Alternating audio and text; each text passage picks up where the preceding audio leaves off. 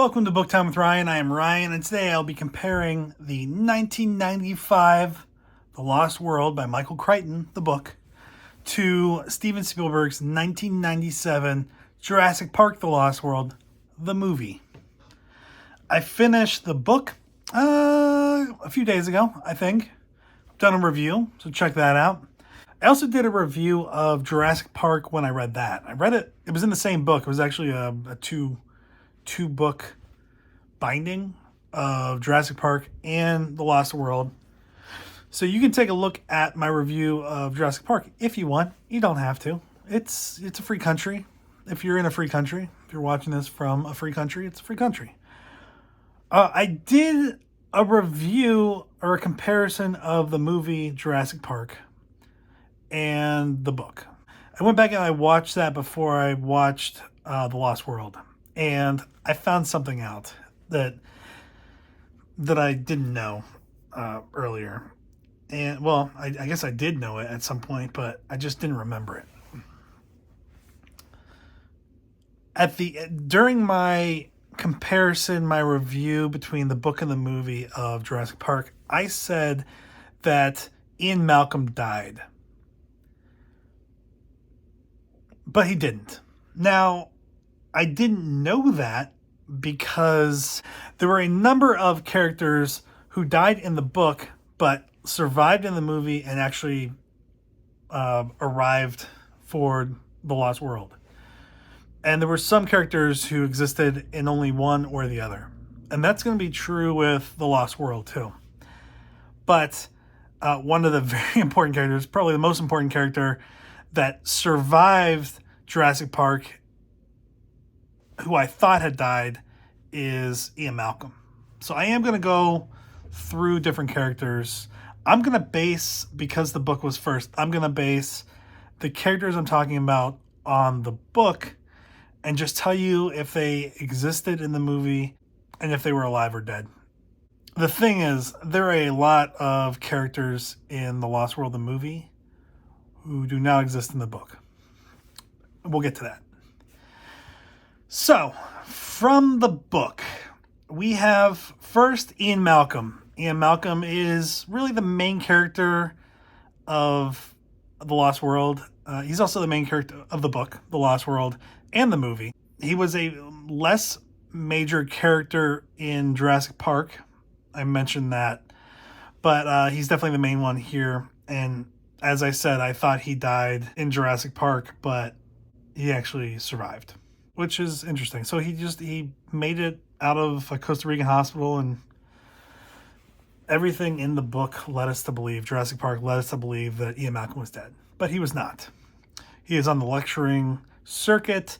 Everyone signed an NDA, a non-disclosure agreement, and they've stuck to it in the book. In the movie, not so much. In the movie, it's very clear that information's gone out about Jurassic Park. The park that was the subject of the first movie. The book and the movie take place on the second island, Isla something. Isla Sona or something like that. That's close to it. It was the location of Site B. All right, other characters. You have in the book Doc Thorne. He was an academic and got tired of the theoretical and started a business of outfitting or retrofitting vehicles for field studies. He does not exist in the movie, but his character is almost combined with his kind of second in command, his helper, Eddie Carr. Thorne's kind of wrapped into Carr, so Eddie Carr in the movie does both jobs. He is both kind of the hands-on guy, less of the academic, really. I guess really we could say that Thorne doesn't exist at all, and Carr is he's in Thorne's place. He's the mechanic, he's the builder, he's the expert in the materials, the equipment that they use. So Eddie Carr exists in the book and the movie. In the book, he's really Thorne's second in command. worked on the cars. He dies in the movie and the book, I think in different ways. I'm not 100% sure now. It's been a while. Like it's been 3 days or 4 days, and I've already forgotten how everyone died. Next, we have Sarah Harding. Sarah Harding exists in both the book and the movie, but is really a different kind of person. Kind of. In the movie, she is dating Ian Malcolm. In the book, they probably had some kind of fling, but she's off in Africa doing biological stuff. She's studying hyenas. She's a badass. She's a little bit younger, but she's really at the front of her specialty in animal behavior, especially carnivores. And in the book, she's a badass. In the movie, I feel like she does a lot of dumb stuff. Dumb stuff that you're just like, don't scream, don't run, don't do this, don't do that. That's making it worse.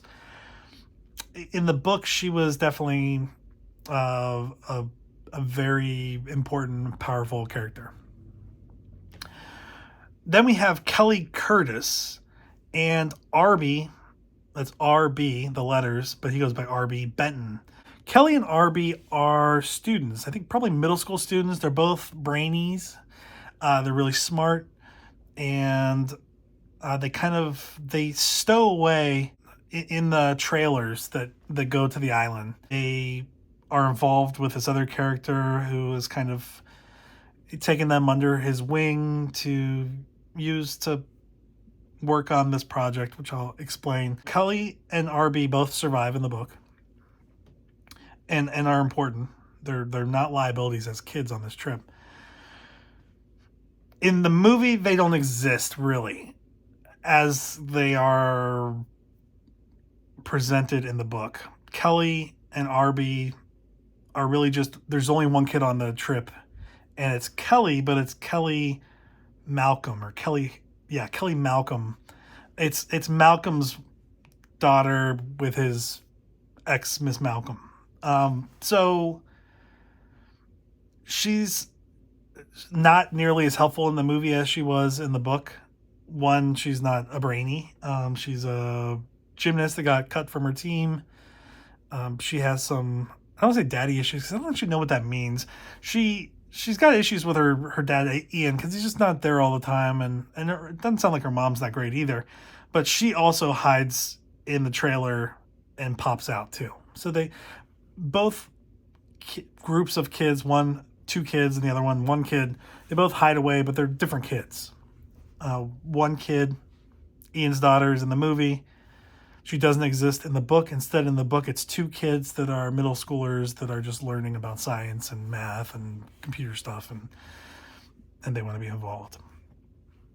Then you have Richard Levine. Richard Levine in the book is he's a paleontologist, and he wants to go to this island to find out if the dinosaurs are real and to study evolution or really extinction. And that's what Ian Malcolm wants to do too. Ian Malcolm has gone off and done his own thing for a long time. He knows that there were dinosaurs, but pretty much the rest of the world doesn't realize that.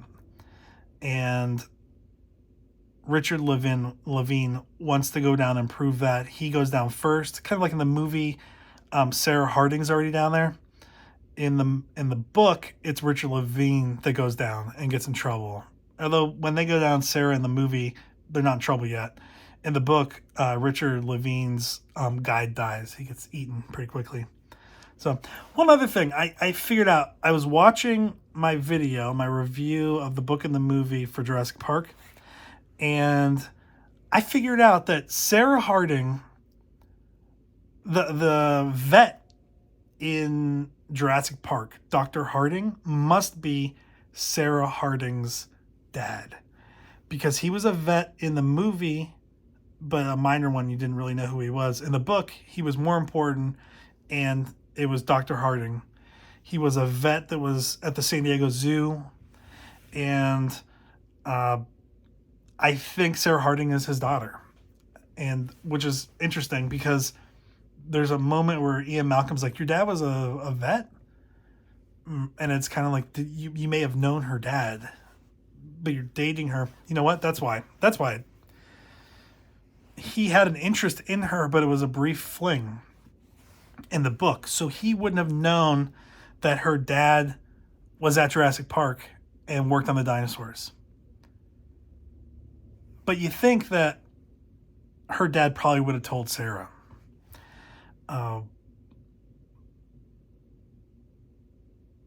In the movie, Sarah and Ian have a much closer relationship, a longer relationship. So in the movie, he probably would have known that that was her dad. It was just, he was a minor character in Jurassic Park, the movie. So he doesn't come up in this. Okay. That's a little side. Then there's Lou Dodson. Now, this is going to come up in a little bit of the explanation. Dodson works for the company that created Jurassic Park is InGen.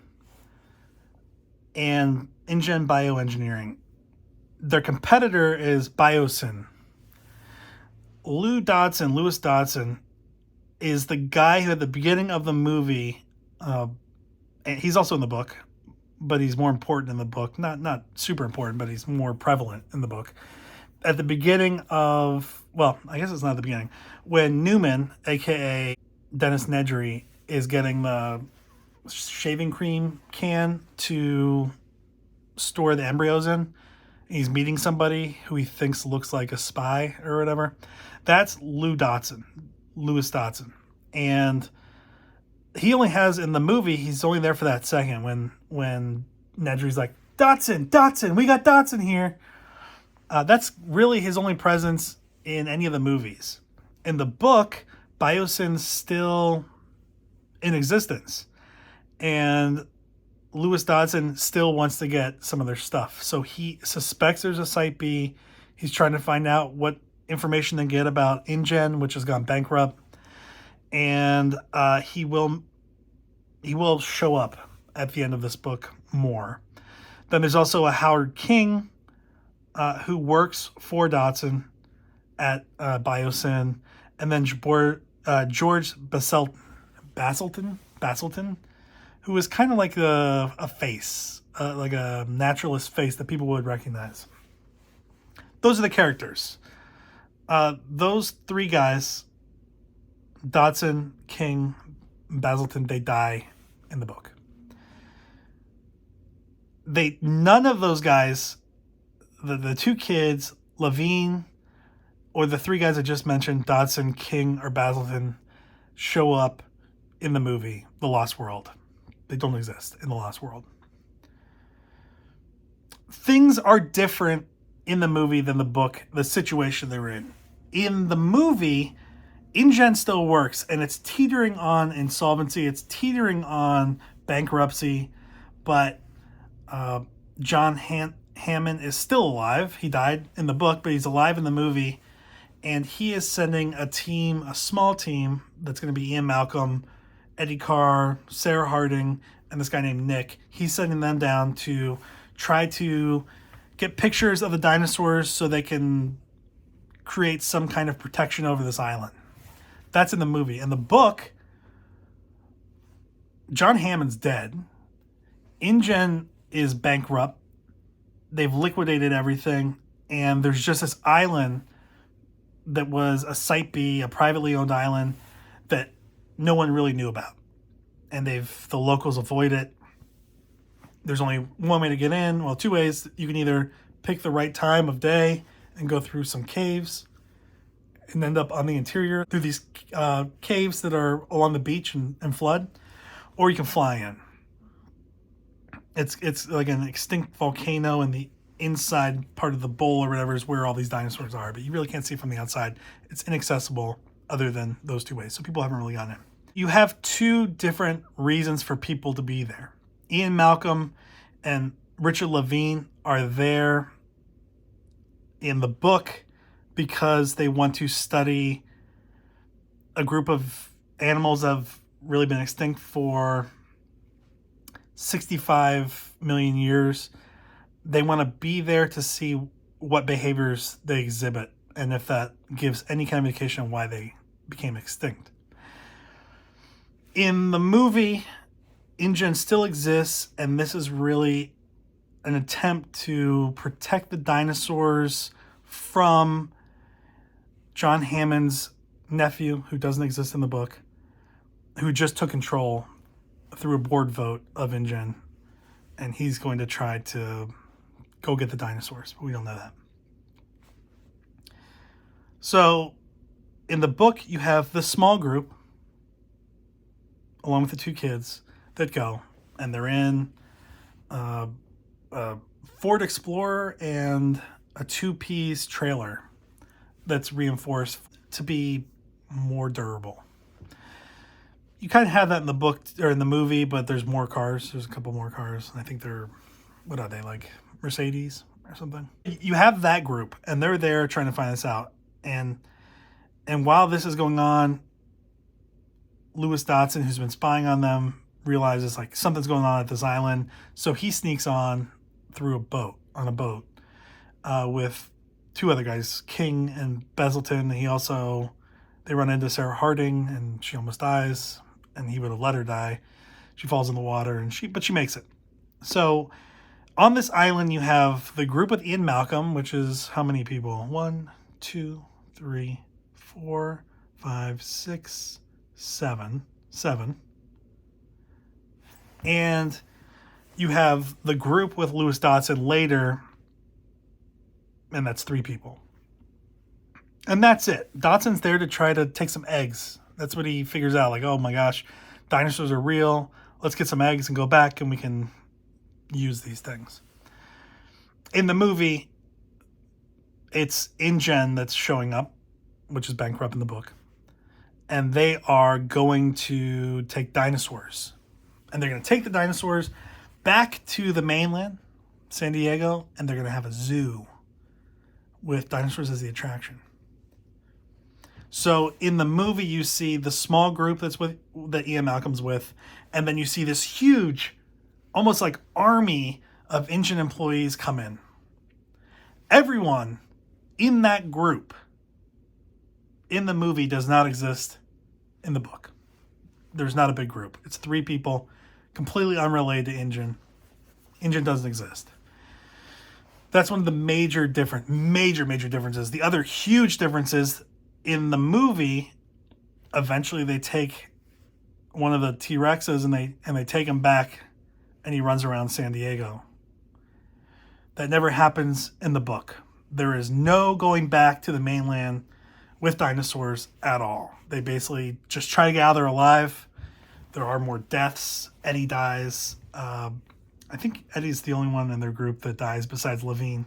They find a boat and they try to get out of there. Does Levine die? No, I can't remember. I think he does.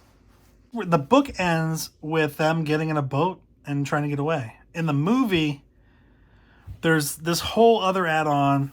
They're dealing with the other group of people. They're also being picked off by T-Rexes and Compies and Velociraptors, and they're rescued, and then a giant ship takes the T-Rex away, and then other characters die, including John Hammond's nephew, who doesn't exist in the book. Major differences. A very different feel. Now, between The Lost World and Jurassic Park, I prefer Jurassic Park much more. Between the two movies, between the books, Jurassic Park, and The Lost World, Jurassic Park, I preferred. I felt like the book was kind of anticlimactic. It was fun, but it kind of, especially if you knew what happened in the movie, it was just kind of like, oh, okay, they're done? They're leaving? Okay. Between the movies, I definitely prefer Jurassic Park. I think it's been the best. The first was the best out of all of them. They're dinosaurs. They're already cool. You don't have to jack them up and make them super monsters. They're already tough. They're already scary. They're already dangerous if they existed. So between the movies, much prefer Jurassic Park. And just seeing the difference between the movie and the book of The Lost World, pretty major changes. It said it was based off of the book by Michael Crichton, but I think it's fairly loose. The beginning felt like it, and then once they introduced this huge group from InGen, instead of the few people from Biosyn, that it was kind of totally different after that. I think a big part of that is that Dodson wasn't a big deal in the first movie, and you didn't, besides Nedry trying to steal stuff, you didn't really have that side story about Biosyn trying to take stuff, and Lewis Dodson's role in that. So they couldn't really bring him back in this movie because it was already taken care of. That's it. That's like the book and the movie. Very different. Not completely different, but pretty different. Somewhat okay in their own rights, and I think both with some shortcomings, especially compared with the first book and the first movie, Jurassic Park. But it was fun. It was fun to go back and watch them and read The Lost World for the first time. So thanks for being here today, and I hope you enjoyed this. I don't think there are any other Michael Crichton Jurassic Park related books, right? Are there? Let me know if there are. I know there are a lot more movies, but this is probably the last comparison between a Michael Crichton Jurassic Park book and movie. I know there are other books that became movies. I am reading a book right now that keeps bringing up The Rising Sun by Michael Crichton, and I might read that at some point. And this book is a nonfiction book, and it brings up there's a movie too. So we'll see in the future if that's something I might do related to Michael Crichton. But for now, the Jurassic Park stuff is done. So thanks for being here, and I will talk to you later. Have a good one. Bye.